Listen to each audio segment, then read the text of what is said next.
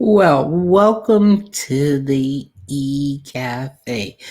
Thank you for tuning in. I'm Kate Elizabeth Green, and as an as an intuitive channel, it is my joy, it is my pleasure to share the energy message for the week of June 7th. Each week, and especially on Sunday, it is truly a pleasure to remind you how powerful you are, to help you recognize your gifts, and to help you learn to trust your own inner guidance. Well,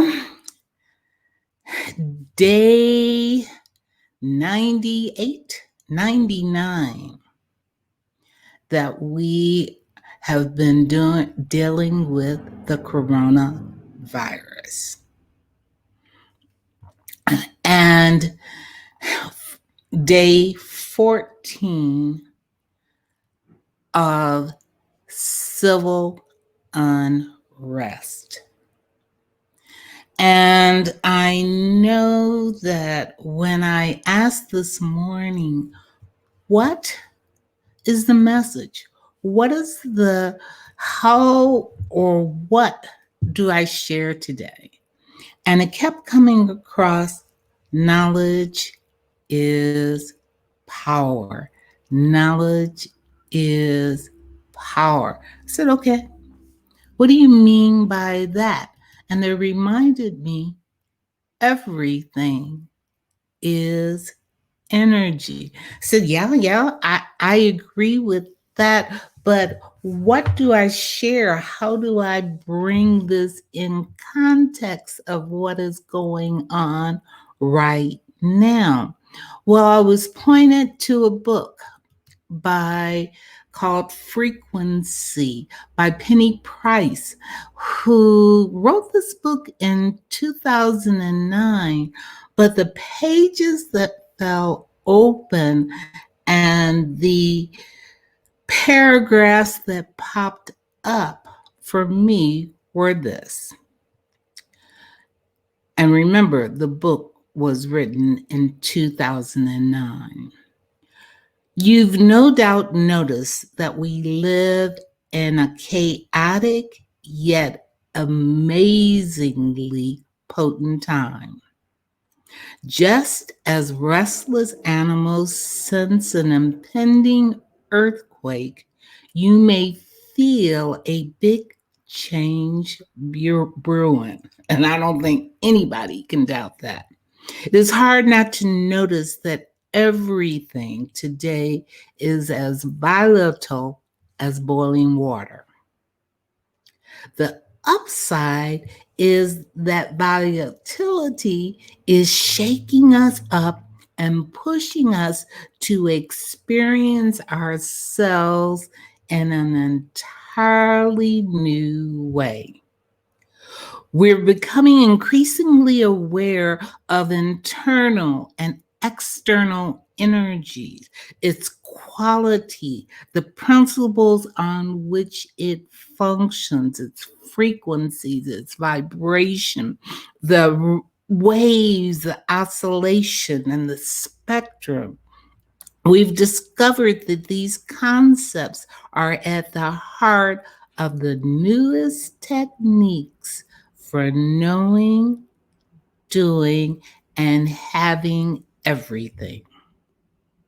In other words, your personal vibration, the frequency of energy you hold moment by moment in your body, emotions, and mind is the most important tool you have for creating and living your ideal life. If your frequency is high, fast, and clear, life unfolds effortlessly. And you are aligned with your destiny, while a slower, more disturbed frequency begets a life of snags and disappointment. As I've always pointed out, I'm talking to all of you highly sensitive people. And why does this have so much? Why specifically? Because this energy, this invisible energy, you feel it.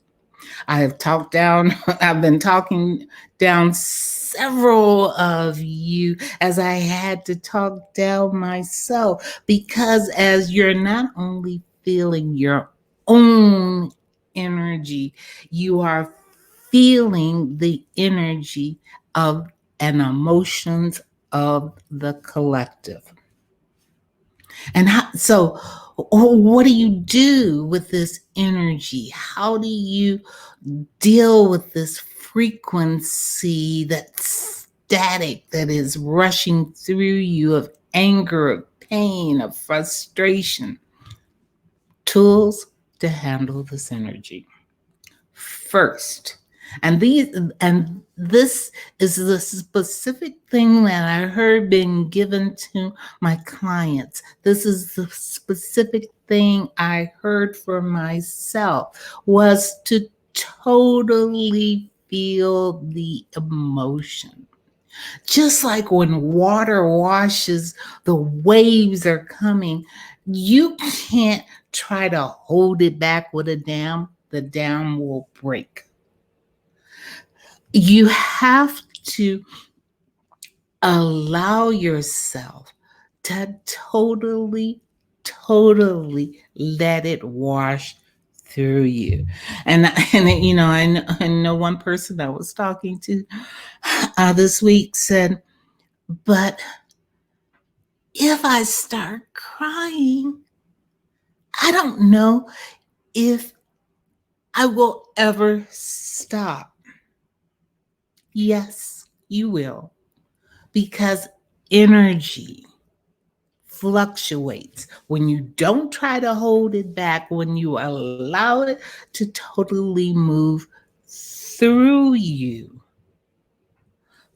let the tears, let the anger, if the anger is the screaming and yelling, and yes, I have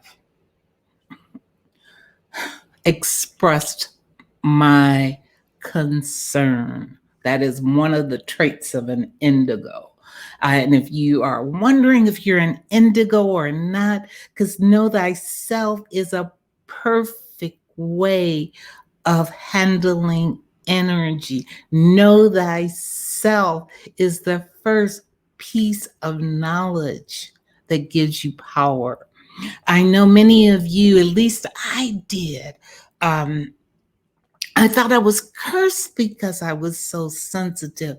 I tried to hide out. I tried to block it off with drugs and alcohol, anything to numb this sensitivity. But when you learn tools to allow the energy to flow through you and out, it becomes a blessing. Okay. So if you've been feeling pent up and angry and don't know what to do with these feelings, and dear ones, with the full moon magnifying the energy that just happened, with the planets, there's 6 of them that are in retrograde, which has some very significant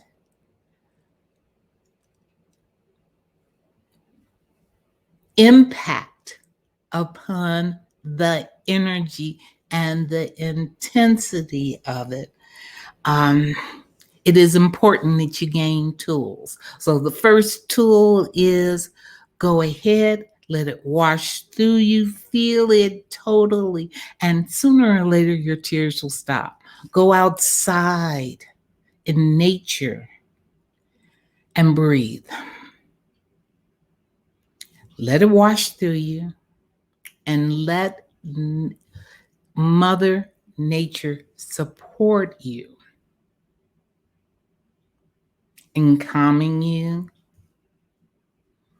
and allowing you to realize that, hey, I am alive. That's the first thing I'm grateful for. I'm alive. Okay. And I will stay alive. I will stay healthy. And I've learned that the wealth that I have is in my health. Regardless, because I might be a spiritual being, but I need this physical vehicle in order to be able to go across this physical plane. And the healthier, the better it functions, the more I can do. And with the coronavirus, we have learned it doesn't discriminate between black and white. It doesn't discriminate between old and young. It doesn't discriminate about how much money you have or how much money you don't have. It is a fact. And I put those facts up because the only way we can move forward, once you have allowed the energy to totally dissipate and you get calm, then you can begin to gather information rationally. And you recognize that it doesn't matter how it started. It matters that we have a problem. We, again, leaders, pointing out leaders. If you want clear, accurate information about how the virus is being handled and how it is affecting, please watch Governor Cuomo from New York's daily press conference where he lays it out very clearly. There's no blurring of lines. There's no hiding of secrets, no lies.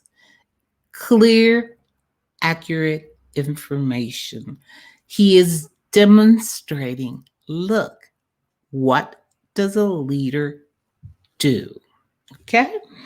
Then, once you decide that, okay, I do have food, I can go out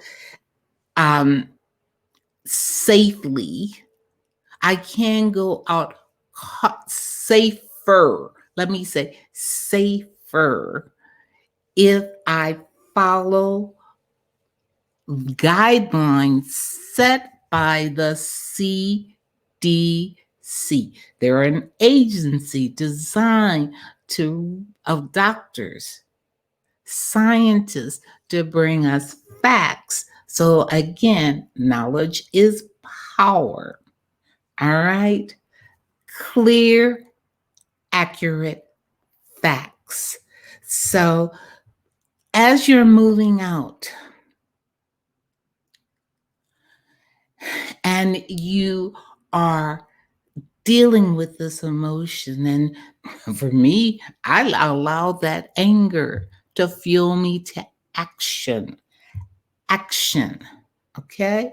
And you say, well, now that what kind of action can I take to remember my power? How can I take my power back? Well, you are a citizen are those of you who are a citizen of the world, a citizen of the United States, that we have certain rights, and I applaud. Thank you very much. It is we the people. Um, we the people.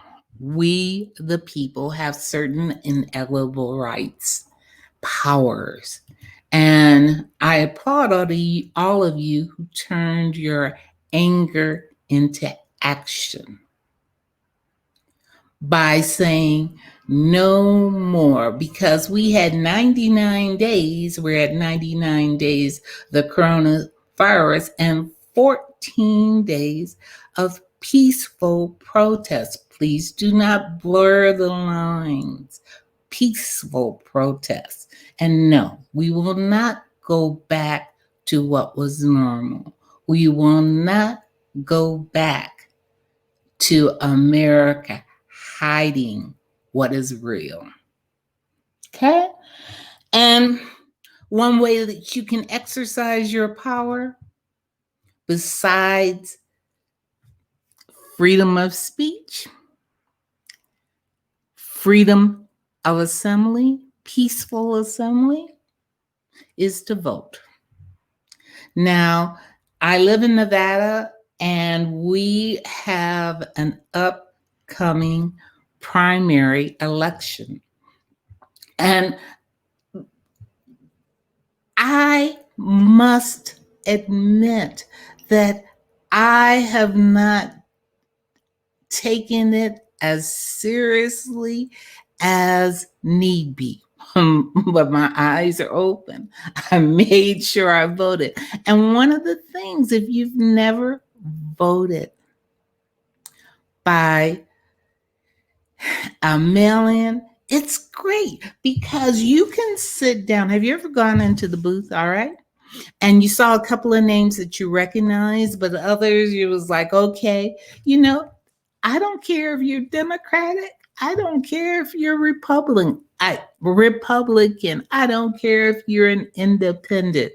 I am voting and making sure I'm voting on if you represent me in the thoughts and the country, the type of country I wish. And so I could take out this little smartphone that we all have, and I could take out my ballot, and I went through each and every one of those, the judges, my representatives that I'm putting on this ballot, to see if they stood for and if they were actually working to bring about the change that I want. So that's where your power comes in. The first power, to make sure that you are voting. I know I talked to a couple of people and they said, oh no, I don't vote. It's all that kind of, and they're all criminals. Okay. They're criminals because you have allowed, by being silent, them to do whatever they want. If you do not agree, then you must speak up.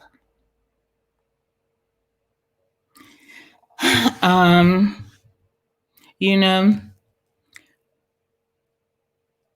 as a teacher, we taught our children how to deal with bullies. Bullies will use words that they know hurt, that will trigger the person that they're bullying to action, to making a rash action. And bullies can only exist, as we tell the children, if you silently sit back and allow it. So, how do you deal with the energy for this week, the week of June 7th. You recognize that everything is energy. You make sure you get the tools to handle that energy. You do it responsibly, knowledgeably. You gather your own information. You do not allow it to be the facts to be interpreted to you, and watch when people use fear to get you to agree with them. It's false. Watch it. They are taking away your power. Keep up the action. Keep up speaking up. If I can help you in any way, let me know. Make sure that you're registered to vote and registered to vote by mail. We have no idea what November will bring, but we need to be prepared in case. So go on DMV here in Nevada and go ahead. If you're not registered, registered. If you're registered, make sure you vote. For those of you who don't know, I'm Kay Elizabeth Green. I wish that light, love, and plenty of laughter accompany you wherever you might go. Until next time, may you have a blessed one.